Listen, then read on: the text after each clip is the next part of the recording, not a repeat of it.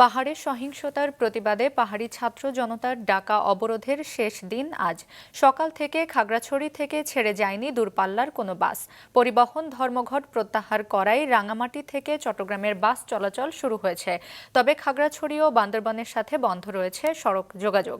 Load shedding, খাবার ও পানি সংকটে ভোগান্তিতে পড়েছে সাজেকে আটকে পড়া প্রায় ১,৫০০ পর্যটক। Desk report. অবরোধের কারণে খাগড়াছড়ি থেকে আজও ছেড়ে যায়নি দূরপাল্লার বাস। সড়কগুলোতে চলছে সীমিত সংখ্যক হালকা যানবাহন। অধিকাংশ দোকানপাট বন্ধ। এতে দুর্ভোগে পড়েছে সাধারণ মানুষ। এদিকে গতকাল সন্ধ্যায় পরিবহন ধর্মঘট প্রত্যাহার করে নেয় সকাল থেকে রাঙামাটির সাথে চট্টগ্রামের বাস চলাচল শুরু হয়েছে। এতে স্বস্তি ফিরেছে জনমনে। আজকে থেকে মোটামুটি স্বাভাবিক পর্যায়ে আছে। আমরা ব্যবসা বাণিজ্য করার জন্য আজকে থেকে বের হচ্ছি। মোটামুটি আজকে কিছু মানুষ পাইছে, কিছু হয়েছে।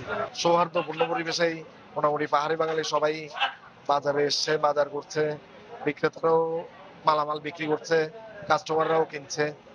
এখন আর কোনো সমস্যা নাই, ভালোই। গত 3 দিন ধরে যে অবস্থা দেখেছি, এটা আমরা পাহাড়ি বাঙালি আসলে ইস্যুটা তৈরি করা, যারাই তৈরি করুন না কেন, এটা পাহাড়ি বাঙালির জন্য আসলে আমাদের সবার জন্য সমস্যা। 250-টিরও বেশি ডিজাইন অপশন নিয়ে ওয়ালটন স্মার্ট ফ্রিজ, বোঝে আপনার প্রয়োজন।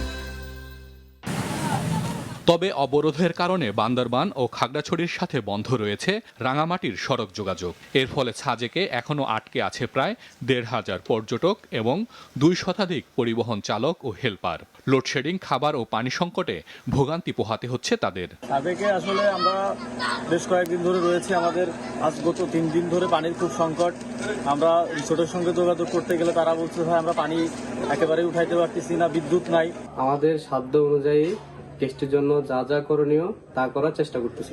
যতটুকু সম্ভব চেষ্টা করছি গেস্টদেরকে সেবা দেওয়ার জন্য, যতটুকু পারি অতটুকু করছি। আমরা কম রাখতেছি সবকিছু থেকে। বাস চলাচল বন্ধ থাকলেও বান্দরবানে স্বাভাবিক রয়েছে জীবনযাত্রা। সম্প্রীতি রক্ষায় বিভিন্ন রাজনৈতিক দল, সংগঠন ও সুশীল সমাজের প্রতিনিধিদের সাথে দফায় দফায় বৈঠক করছে প্রশাসন। হাসান মেহেদী, মাছরাঙা নিউজ ডেস্ক।